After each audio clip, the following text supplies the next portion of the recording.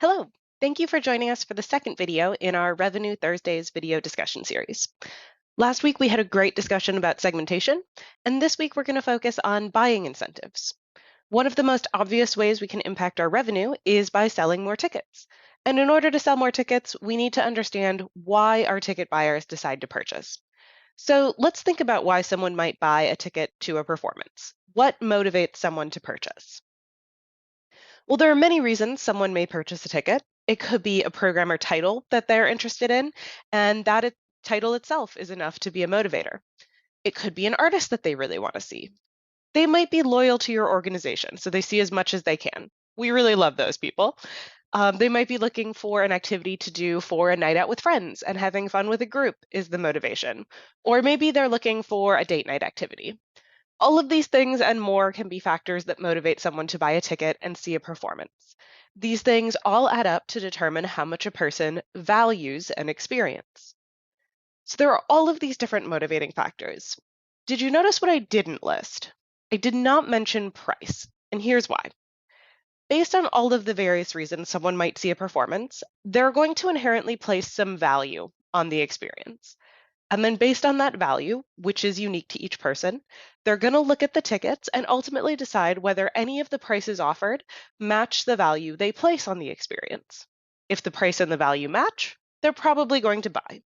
But if someone doesn't have any motivating factors to begin with, if they're not interested in attending, then price is probably not going to be the thing to change their mind.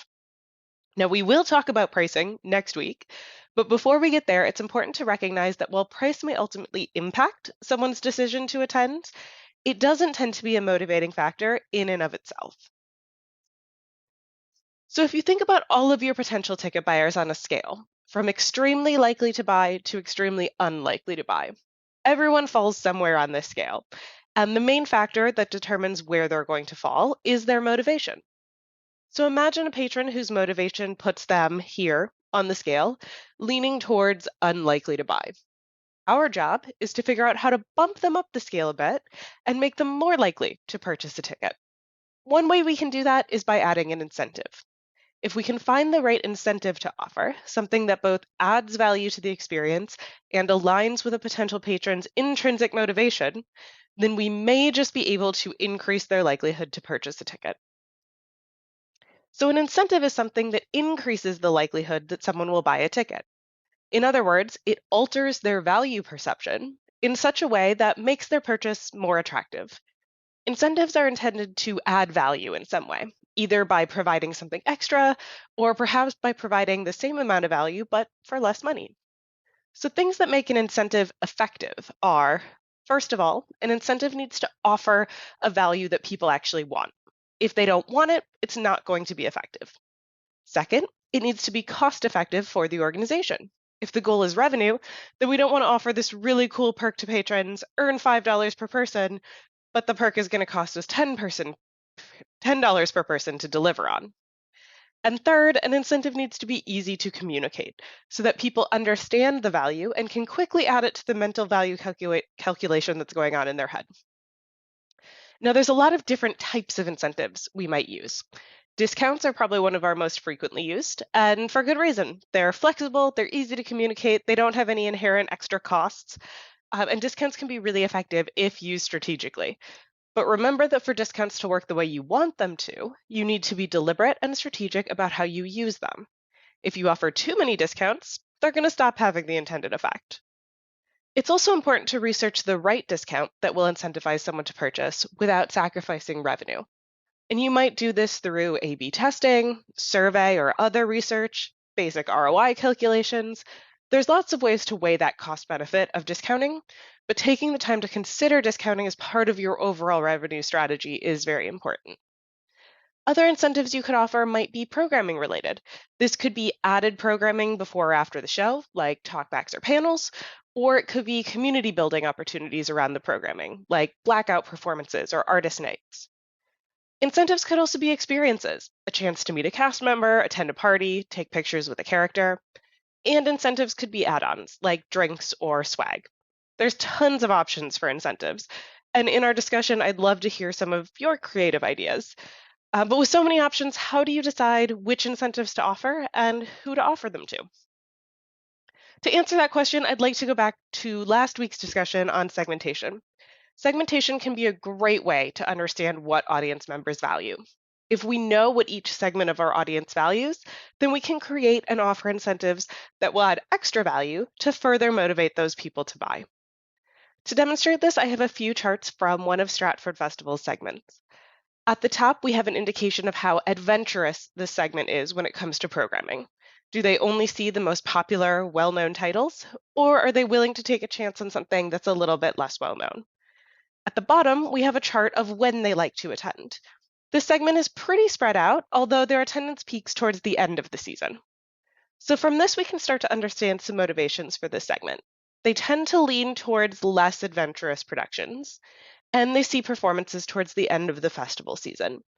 These things together suggest that they want to wait and see what's going to be the most popular, what's getting the best word of mouth, and then that's what they go buy a ticket for. So what kind of incentives do we need to add value for these patrons? If they care about seeing the most popular programming, then one factor might be they don't want to feel like they missed out on the show that everyone's talking about. So, without even really adding monetary value, we can add the appearance of value by messaging to these patrons that a certain production is the can't miss show of the season. That alone might be enough incentive to get them to buy. If we want to add something extra, we could create added experiences that make it feel like they got some sort of special pass. Could be as simple as a talkback after the performance, or it could be a pre-show party, or a meet and greet with a key actor. Any kind of experience that leans into the popularity of the production is going to be a good incentive for this segment. As I mentioned earlier, discounts are one of our most commonly used incentives, and they can be effective. I also said that price is not a motivating factor for attendance, and that is also true. If someone doesn't want to see a performance, then there is no price cheap enough to convince them that they want to attend. But if someone is already interested in attending, then we can use a discount as an added incentive to get them to purchase. A discount does it does increase the perception of value, so someone feels like they're getting more value for less money. And the important thing with discounting as an incentive is to be strategic and deliberate about how the discounts are used. Here's another example from Stratford. This time it's the same charts, but for two different segments. Segment 1 tends to pay less per seat. There are more tickets at the very low end of this chart, which suggests that discounts may likely be a good incentive for this segment. On the other hand, segment 2 has a much larger number of tickets sold at $100 or more and fewer at that very, very low end. So discounts may not be as big of an incentive for segment 2.